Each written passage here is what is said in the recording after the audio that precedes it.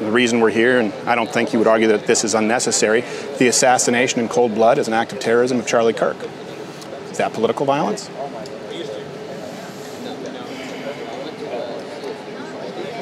You seem so confident on the Hortmans, but not Charlie Kirk. I was just thinking about your question. If that doesn't constitute political violence that could be answered in the affirmative immediately, of course, what would?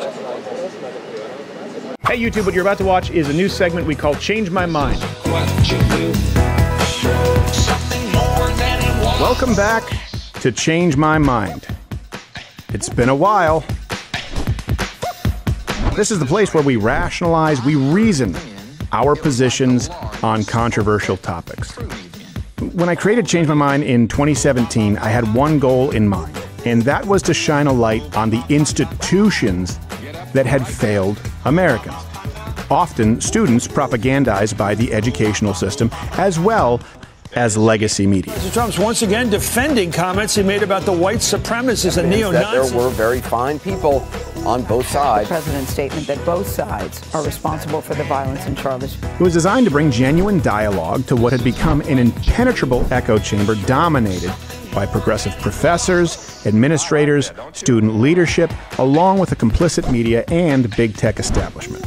To put it simply, the kind of dialogue that evaded all of cable news. I know you said that. 150 police officers got hurt. You said I was being hyperbolic. Let me respond.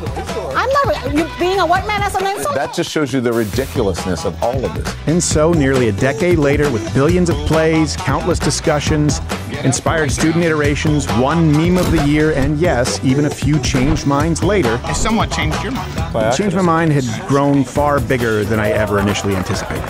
And with that came pushback, controversy, increasing hostility, and yes, straight up violence.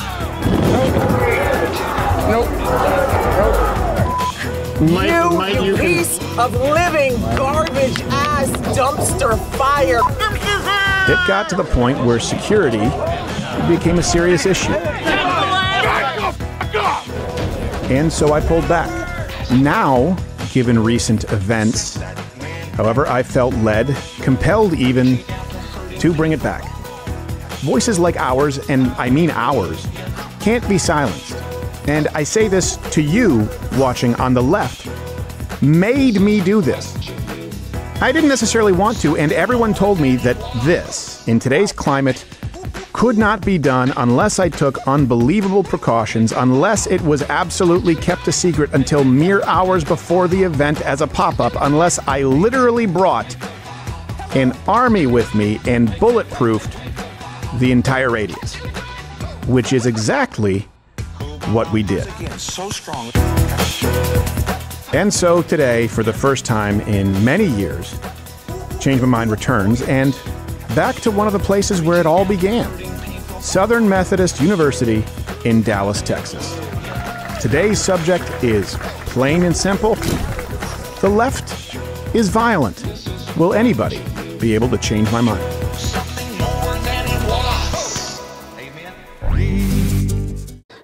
真的是太感人了，非常非常的感动哦。上次才特别介绍了美国保守派的毒舌 Stephen Crowder 就提到说，他在很早啊，2017年的时候就开始了一个名为 Change My Mind 的校园辩论系列。好，那当然 Stephen Crowder 他比 Charlie Kirk 严格讲是要晚进校园，不过他也是一个勇于跟左派学生来进行左右派思想交流，一个非常勇敢的频道主。但是随着在2021年 Joe Biden 执政之后呢，就感觉到美国的这个左派的氛围啊是越来越走极端了，所以他那个时候就停止了 YouTube 频道 Crowder with Crowder 的这个 Change My Mind 的系列。但是同一时期 Charlie 却仍然是如火如荼的进行，因为 Charlie 那个时候最想要的就是一举扭转，挽回这些左派学生的心。今天要特别介绍很感人的，一开始片头你们也看到了，就是自从2025年9月10号查理被射杀枪击事件以来呢，给了 Crowder 很大的震撼，让他觉得有必要再重新拾起麦克风，特别是在这么近非常敏感的一个时间点呢，毅然决然回到学校，再次去展开他4年前的校园辩论系列。而且更劲爆、更猛的就是这一次他的校园辩论辩题名称为The Left is Violent， 就是左派都是暴力的。哇！我上一次介绍他的时候，我就说这个会不会太危险了？在这么敏感的一个时间点，不要说是进入校园了，而且是还敢大辣辣的把这样子的题目拿出来做公开辩论哦。但是呢，没有想到 Crowder 他真的做了，就在10月1号，也就是距离查理被暗杀仅仅3个礼拜呢，他就上传了这一部影片，分为上下集的2部，非常长的这个校园辩论。那 Crowder 的风格跟 Charlie 很大不同，他并不是有大量学生跟他有交换辩论，因为他是很近距离的跟学生坐在一起。当然呢，这一次也如片头所说的，他非常的注意自己这一次的人身安全，不但有请保镖，而且他甚至有这个防弹玻璃在他辩论摆桌的前面啊。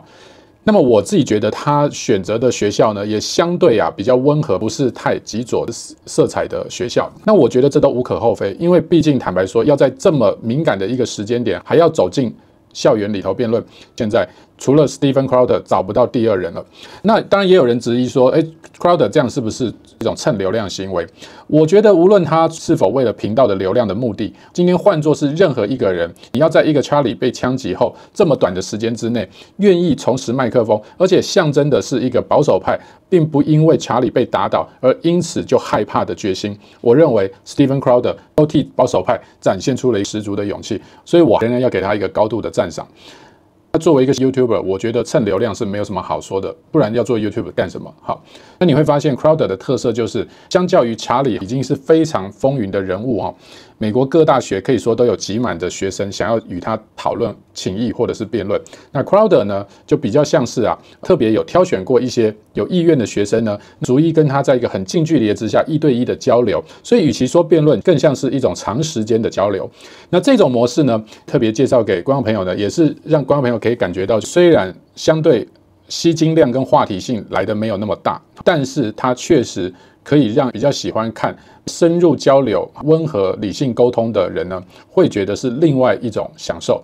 我们就一起来看吧 ，Let's go。Thank you, Christina, for sitting down. One more time. Stephen. Yes. Okay. So I'll take that. I mean, you're not maybe super familiar with what we do with this series. Let me just kind of clarify what it is. First, I'll tell you what it's not. It's not gotcha. It's not clickbait. This is not meant to be, or it won't be used to clip into some kind of a dunk or something to just foment people espousing the same rhetoric on one side. It will be uploaded contextually in its entirety, where hopefully we have a productive discussion. Yes. We rationalize our positions, reason them on controversial topics. Before I get to the premise of today, could you do me a favor just so we can find some common ground? Yeah. This is what's being cited right now quite a bit. Just the definition of political violence, I want to make sure we both agree on it. Political violence are criminal complaints, indictments, and court records looking for crimes that seek a socio-political change or to communicate to outside audience. And I'll summarize it. That's the technical description from the source cited. Yeah. It's violence as a tool being used toward a political end. In other words, just because you vote Democrat or because you vote Republican, if you accidentally hit someone with your car and commit manslaughter, that's not political violence. If you vote Democrat, but let's say you go out and run someone over because of their politics, that would be political violence. Do we agree on that?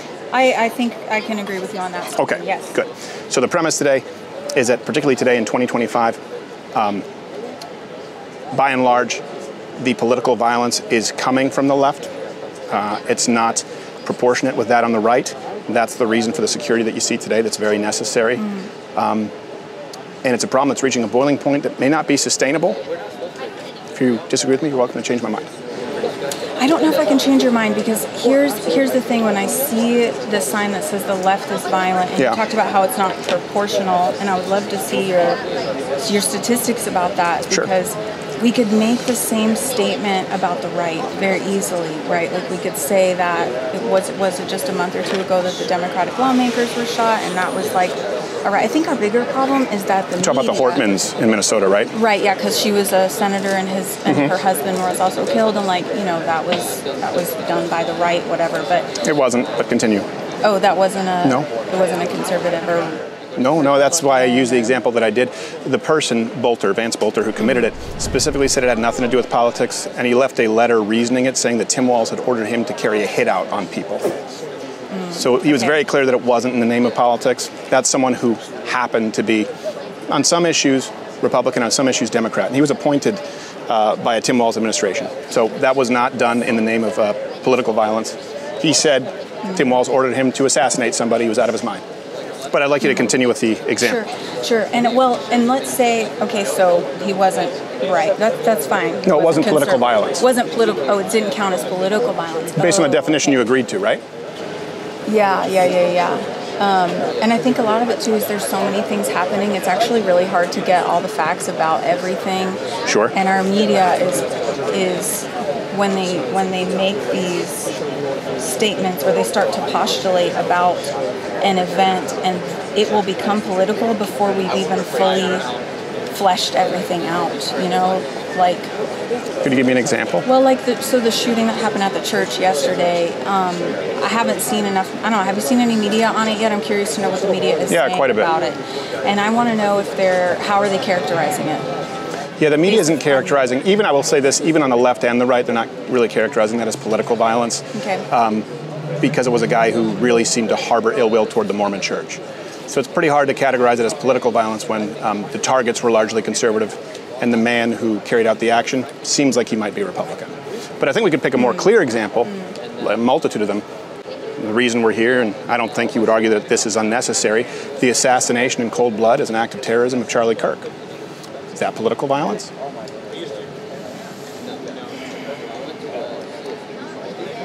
You seem so confident on the Hortmans, but not Charlie Kirk. I was just thinking about your question. Probably because he was like Turning Point USA is a conservative organization, right? That's meant to try and rally young conservatives and be involved. And so, I would probably agree that his death was his murder, assassination was politically violent. But I guess I just have a hard time reconciling that with, we can say that the senator and her husband being killed wasn't political, but... I'll tell you exactly why. I'll tell you exactly why. Because the express motive of the terrorist who assassinated Charlie Kirk was politics. He killed him because he said he's one of those hateful conservative right-wingers. The rhetoric that he espoused, the reason that he killed Charlie Kirk, was to take out someone of his political persuasion and make others of his political persuasion afraid to express their opinions. The man who assassinated, which I roundly condemn, Vance Bolter, the Hortmans, did not do it as a means to a political end. Charlie Kirk was assassinated, he is not an elected official, solely because of his political perspective as a method to instill terror in the populace. Yeah. How do I know? Because a person said it was political violence. Okay, what if we just don't even have enough information, though? Like, what if it is politically motivated and we just don't have enough to know about it yet? In that case, we do. Not in this particular instance, but I just mean like with the Hortmans you mentioned. Okay, well, let's separate the gray area. Okay. Right, that's why I kind of start with the example. Just because you, I would assume, let's say vote Democrat or Republican, just because you commit a crime doesn't make it political violence. I mean, if we did that, we'd have 90% of the crime being committed on behalf of the Democrat Party because most people in inner cities vote Democrat. I don't consider that to be political violence. People have political beliefs, and people commit violence. Sometimes they rob a store because they want money. People who commit political violence do so specifically to instill fear in political opposition. They specifically commit violence as a means to a political end. Okay. And when we categorize it that way, it's overwhelmingly coming from the left. We do have the sources here that we make this available, so you can take the QR code. So what would make you, because you seem very confident that the Hortmans was political violence, and then it's nuanced with Charlie Kirk. Why? Oh, I didn't say it was nuanced at all with Charlie Kirk. I agreed with you after considering your question that it was a political... If that doesn't constitute political violence that could be answered in the affirmative immediately, of course, what would? Like, what would be required to say, oh, this is clearly an act of political violence or political terrorism, if not Charlie Kirk? I agreed that it was political violence, so I'm not sure where this question's coming from. Well, I'm saying because you came in and pointed to an example that would be in the gray area, the Hortmans, and took a long time to agree with that premise of Charlie Kirk, and said, what if we don't know enough information? So Charlie Kirk would be very clear left-wing political violence. Yeah. Okay. Sure. Great. Yes. So there are more examples of that coming from the left than the right. That's the premise, yes. Okay. So you're saying clear examples of political violence. And yes. You're using clear violence carried out as a means to a political end. So there's clear information data that shows us that the left is violent or is more violent than the right. Yes, not only in crime statistics, but also in the polling after Charlie Kirk's death. Now, I believe that you're discussing this in good faith, and I would assume that you roundly condemn political violence of all stripes. Of course. So do I. Just to be clear, I think we both are. That's why we're sitting at a table having a conversation. Right. Do you identify as more liberal or conservative? I like to think I'm moderate because I hold some conservative views and some liberal views. Okay. And I wish we could have a little bit more moderation in our country. Like sitting down and having discussions? Exactly. Okay. Like things like this. Because we get killed for it anyway. Right. Yeah. And only the right. Only the right gets killed for this anyway. You're seeing the one that got through. The reason I stopped doing this for years is because every single time out was a violent attack. Sometimes it was a rock. Sometimes it was a milkshake, could be concrete, acid, chocolate, vanilla, I don't know. Doxing, firebombings, Molotov cocktails. Maya Angelou spoke at SMU only a few years before my first time here, didn't need this kind of security. And you can see it if you observe your speakers here. And I'll tell you why that is. If you look at the polls post-assassination of Charlie Kirk, and you label yourself as a moderate, those who identify as liberal support political violence at a ratio of 6-1 to conservatives. The YouGov poll said, is political violence acceptable? 77% of conservatives said not at all. Only 38% of those on the left said not at all. 62% of those on the left said somewhat to completely acceptable. We see the same stats after the attempted assassination of Donald Trump. We see the same stats after the firebombings of the Tesla dealership. And we see the same stats on the opposite side, those on the right roundly condemning political violence. The lowest you'll find is 72. You usually find it in the high 80s. You will not find a number that breaks half on the left. Okay, you mentioned Donald Trump. Can we jump to that for just a minute? Donald Trump, sure. I assumed we would. Well, because I thought that guy was a registered Republican, and then he donated the guy who attempted to assassinate Donald Trump. I'm sorry, I'm really terrible at names. Crooks. Yeah, that he was a registered Republican. So would you consider him a act of violence on the left or on the right? I would consider the attempted assassination of a presidential nominee political violence, yes. Yes. I don't know if you know this, there are a lot of people on the right who don't like Donald Trump. Yes, I do know a few of them. Yeah. Political violence isn't just Republican-Democrat. That's why I say left versus right. Okay. Those on the right are more routinely targets, and it's very blatant. People can say he was a registered Republican. That doesn't change the fact that it was an act of political violence carried out against Donald Trump, who's a conservative. Yes.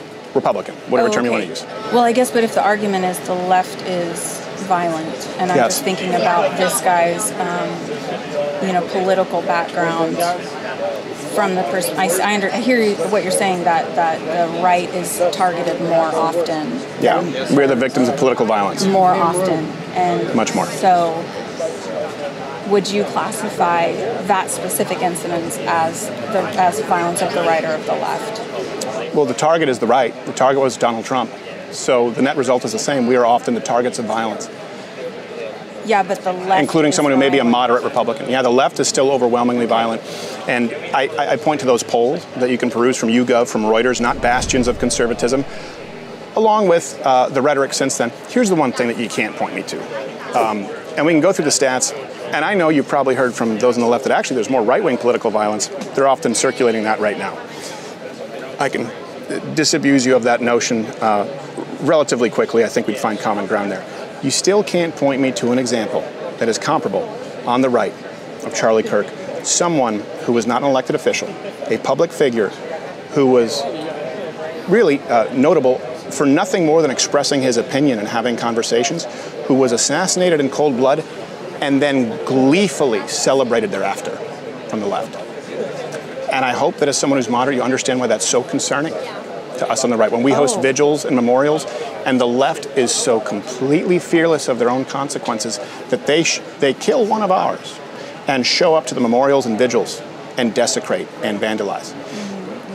That is the information that creates the powder keg. Yeah. The only off-ramp would have been, hey, we kept saying that people like Charlie Kirk, by the way, he was much more moderate than I am. I am Genghis Khan or Attila the Hun compared to Charlie Kirk, but I will have conversations with anyone. I just want to be very clear. So I know that plenty of people would gleefully celebrate my death, my murder, for doing this exact same thing. The only off-ramp would have been the left saying, look, we've called Donald Trump and his voters and Charlie Kirk and Steven Crowder and whoever on the right, Tucker Carlson, take your pick, Sargon of Akkad, everyone. Ben Shapiro, we've called them fascists, we've called them Nazis, we've said that they want to commit a genocide because they don't want to transition children, we've called them racist because they support the police in an era of defund the police, and my God, people out there actually believe it. It's incumbent upon us to tone this down and say, you know what?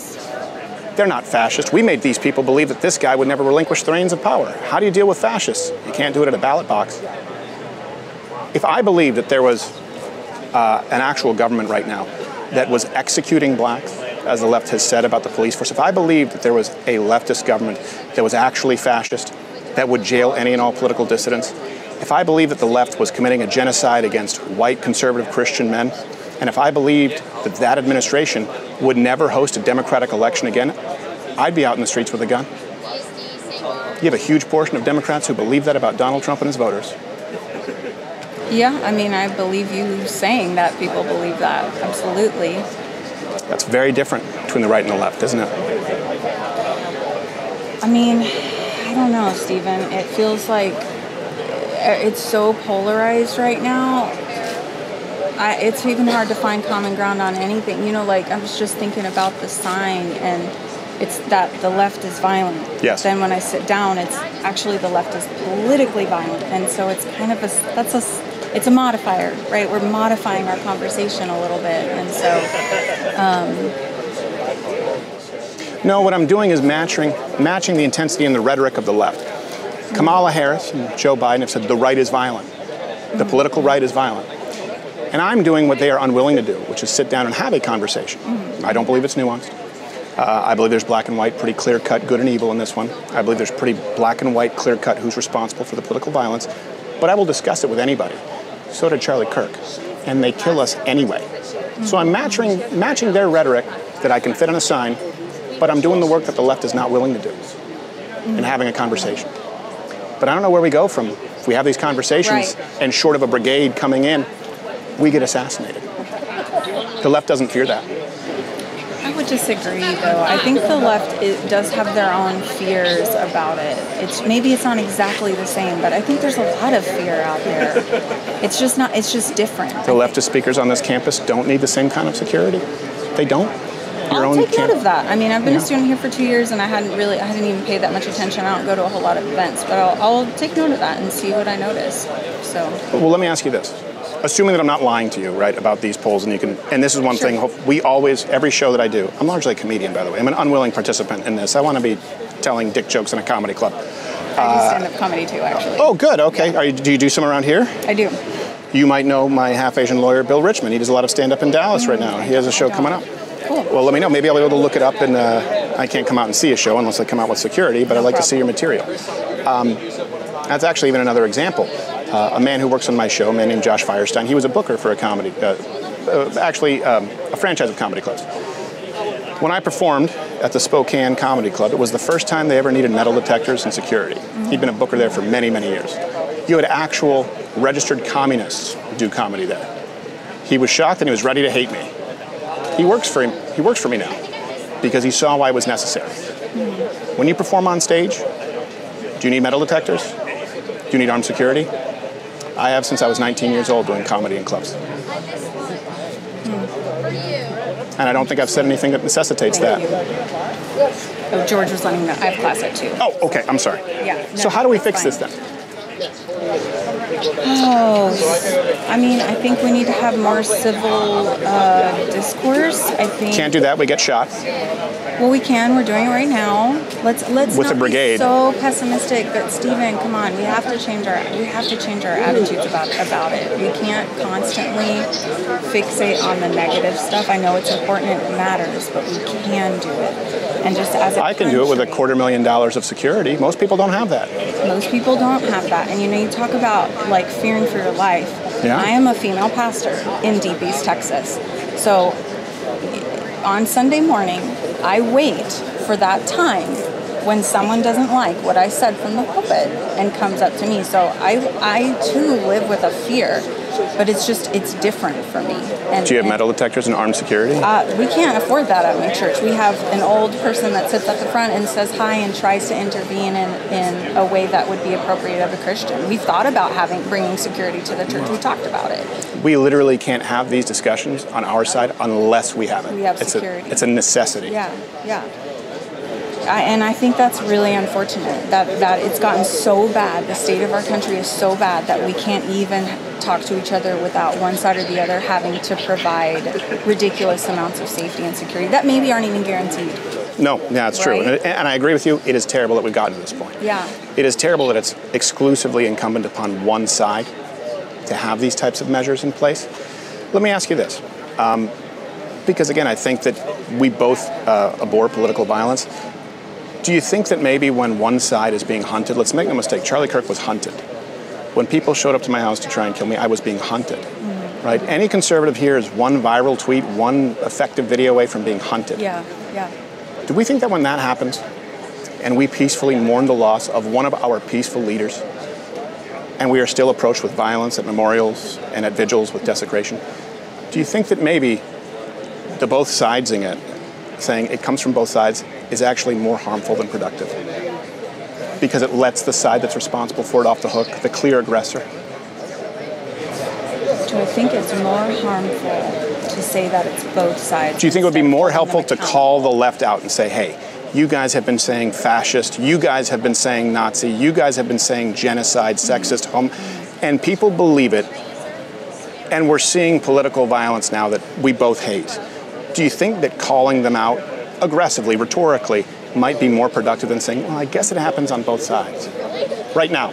No, I don't, because it kind of reminds me of therapy, where it's not necessarily helpful to point the finger in ways that are counterproductive. Not that I'm not opposed to holding people accountable, because that's a different thing. No, I understand. So, maybe let me ask you then this way, where you say pointing fingers. What is the reason that we record crime statistics? I don't know. Would you agree with the fundamental premise that its primary purpose is risk assessment in determining who's most likely to be victimized? For example, and I hear this from the left, transgender or gay sex workers are more likely to be targets of violence than heterosexual sex workers, right? Those studies have come out, and by the way, those seem to be true. So we go, okay, these people are more at risk. The reason for crime statistics is to assess where the risk exists. Otherwise, it serves no purpose. Okay. Will we agree with that? Fair. Okay. Sure, I'll trust your information on this. Well, it's not information. It's just the reason. This is the why. Why else would we have crime statistics? Why would we record them? There's no reason. Just, okay, crime was committed. There's nothing we can do about it now. Well, just have a history, is another potential reason, but sure. What's the value in a history? But history's so important, Stephen. Come on. In what? History matters. Oh my gosh. But history's important in what? In everything, right? History repeats itself, but I think it holds to your point that history matters because you're saying we've seen these you don't want to repeat violence events. Yeah, and we don't want to repeat negative history. Right, so we agree. That's the reason for crime statistics. So if we look at those statistics and we look at the polls and we see an overwhelming number of those on the left at a ratio of 6-to-1 support violence compared to those on the right, and we see people being murdered in cold blood, if you are conservative, right-leaning in this country and a public speaker, you are more at risk. How is that pointing the finger? It's identifying the problem and not repeating history, no? Yes. Well, with data, sure. And data speaks differently than I think sometimes people do. Sure. And so I think how data is presented matters a lot. I agree. So yeah, that's kind of all I really have on that particular thought. Were you wanting?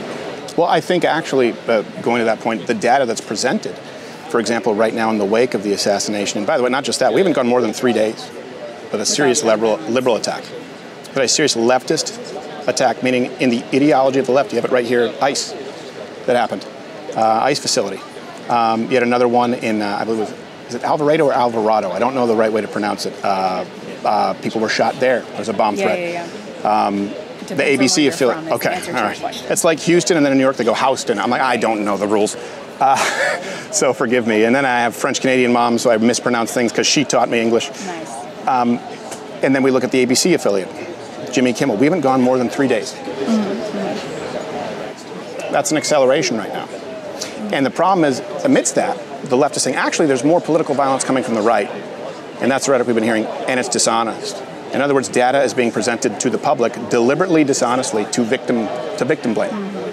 And that's something that we face too, where if you back people into a corner who are avoiding conflict, who are not violent, there could end up being right-wing violence. And when that happens, it's very ugly, it's very effective, it's very swift. And the only way we avoid that is for the left to take accountability of it and for them to tone down the temperature. And by that I mean, right now, and this is where I show you, I think we both agree on this. So the two sources in the data, I don't care if you see my password, are the prosecution project, that's what's cited in The Economist and NPR, and Cato. These are the ones where they say, hey, right-wing violence is more prevalent. I'm sure you've heard that. Let me show you what they don't include in the data, because like you said, people speak differently than data. Remember this in Portland? When was this? The Summer of Love, George Floyd riots. Aaron Danielson, shot point blank dead because he was a Trump voter. And the man, Reinhold, it was Michael Reinhold who shot him, told the cops, I got the Trump supporter, dead. We agree that's political violence? Yes, of course. Not a single one of these places cites it. It doesn't exist in their database. The ones here in your black folder, but not here in this? No, in there. You have all the sources. Oh, these ones doesn't? It's the same thing. The black folder is just those. Okay. Yeah. The point is they come from two places. TPP, the prosecution project, or a Cato study, which is reflected by the CSIS as well, where Cato tried to say there's 6 times the amount of domestic terrorism deaths. TPP said right-wing general violence. By the way, all of them agree that in the last year, since Donald Trump has been elected, even now they agree 2 to 3 times more leftist violence than right-wing violence. But that was never included. In other words, when they say there's more right-wing political violence, that's not included as left-wing political violence. You know what else isn't? All the riots, the billions in damages, the 37 dead during the George Floyd riots, the thousands of officers assaulted, the thousands of casualties, that's not included. You know what else is included? Darrell Brooks in Waukesha, Wisconsin, who ran people over in the parade out of an exclusive defund the police, Black Lives Matter, anti-white, black supremacist ideology. That's why he killed them. That's not included. I could go through example after example that where you would just as clearly agree that is political violence. I'm not trying to pick a gray one. It exists nowhere. So why do you think that wouldn't be included in the data as left-wing political violence? Because that's the number cited by the left right now to justify it. I think we have so much data that it's hard to even, especially in today's, well, I don't know, that's weird because you're saying in the police recorded call, they said he spoke to the police before they shot him. So it's on a 911 call. That so this is on the Trumper. Yeah, he was talking to the police. So there's police cam video. This is security camera video, and then I believe there's also police camera video and sworn testimony from the police. But he identified as 100% Antifa. Yeah. You can look at his social media. He went out there. There are even, I believe, interviews with this man before this was committed where he was talking about enacting political violence. Yeah. Did it, clear as day. Are you a Trump supporter? Yes, we've got a Trump supporter. Bang, bang, dead. All the studies from left-wing sources don't include that. Is that bothersome? Yeah, I do think it is bothersome because we need to have the facts of the situations, any situation, regardless of where it comes from. And, you know, you talked about something you said earlier just reminded me of like the media is not portraying things accurately. And right. That's adding fuel to the fire. Yeah. It's adding so much fuel to the fire. On that, we agree. And can I ask you, and this is, by the way, there's no wrong answer. This is just an opinion. Why do you think that wasn't included? Why do you think the examples that I gave you, none of them were included? But any example of white on black violence, even if it was a Democrat voter, was listed as right-wing. Any attack on a government building, even if it was Antifa, was listed as right-wing. Why do you think something that clear was not included? Would it surprise you if the authoritative source that's being cited, the prosecution project, the author of it, was actually arrested himself on January 20th protesting Donald Trump, committing crimes, and that entire day was also omitted? Probably not. A member of Antifa who said we are an organized group and we confront fascists. That's the source that gets disseminated across. It seems that there might be a bias there. And these sources are being used to victim blame those on the right now. Where do you think those on the right go? Where we go, hold on a second, we're actually sitting down and having conversations, and we've been attacked and in some cases killed. Right. And then you came to the memorials and the vigils, and you celebrated it. A majority of people on the left, not all, not yourself, but too many celebrated it. I don't celebrate texting that way. But many did, and we both know that we saw it. I know you're right, and then you came and blamed us and said we need to tone it down, and told us that we're more violent with clearly dishonest stats. Yeah. That's why I say the both sidesing it doesn't help, because you're backing people into a corner, not you, the left, with lies. At a certain point, they're going to push back, and I'm trying to avoid that. Yeah, so what do you think the answer is then? I'll tell you what I think the answer is, twofold. One, the leadership of the left and the majority of the left. I think that the majority of people who identify as liberal, the reason you get those numbers 62 to 65, depending on the day, whether it's Rutgers or whether it's YouGov, I think they support political violence to varying degrees, because they actually believe that those on the right are fascist, are Nazis, are genocidists, are racist, are homophobic, are sexist, because every single member of the Democratic leadership has said so. Barack Obama, Joe Biden, Kamala Harris, Walz, Bernie, Elizabeth Warren, every single one has made that comparison. I think it's incumbent upon the left to take accountability, say, look, we have gone too far here. This needs to be toned down. Of course, Donald Trump and his voters are not fascists who won't relinquish power, because you can't deal with fascists at a ballot box.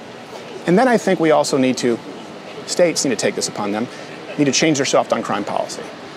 The no cash bail, the IOU policy, where you can simply say, I'll be back in court. Before Charlie Kirk, right, the story in the news was Zarutska, the Ukrainian refugee who was stabbed on that subway in North Carolina by a black man, Carlos Brown Jr. He was let out 14 times. And the last time he was let out by a left judge in the name of social justice, he was deemed unfit to stand trial, but they let him go back out into society because he said he'd be back. Said he killed an innocent woman. You know why? Because, hey, justice is racist. I don't know when it becomes racist, if it's at arrest number 11 or 14 or 6. But that needs to change. Those two things, accountability, change in rhetoric, ownership from the left, which will change the makeup of today's left, make us safer, and needs to change soft on crime policy. And I also advocate that conservatives take an approach of ruthless, lawful self-defense, because we've afforded grace where it is not warranted.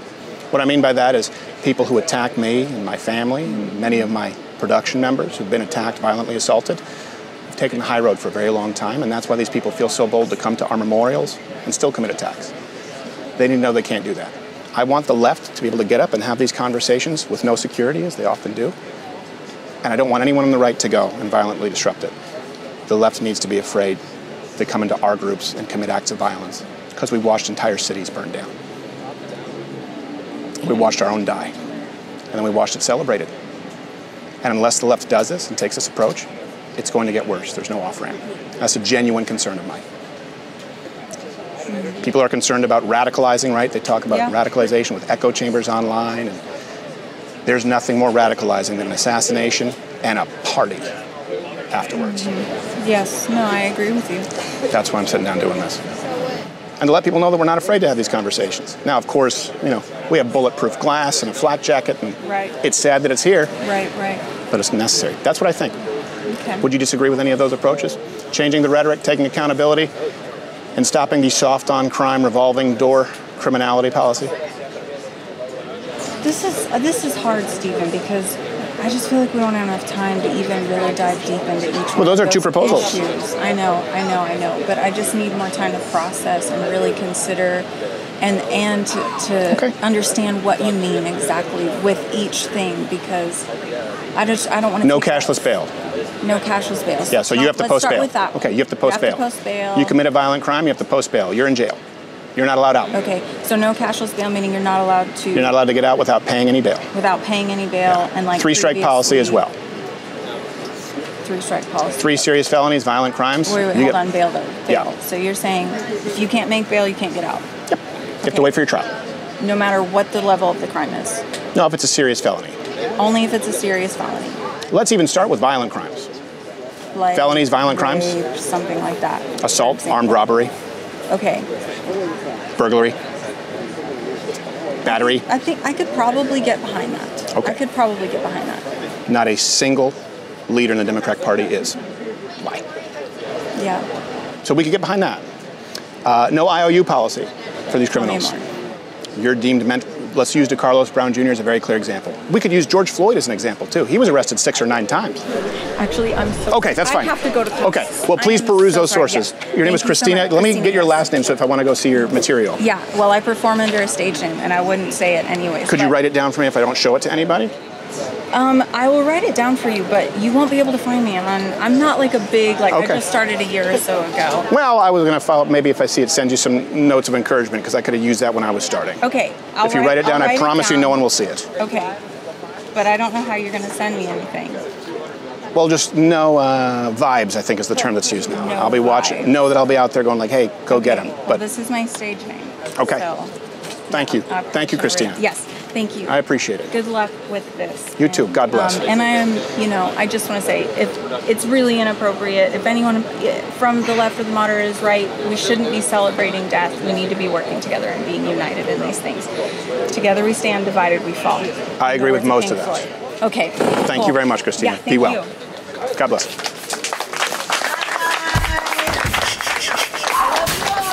This we know, the cornerstone is Christ alone.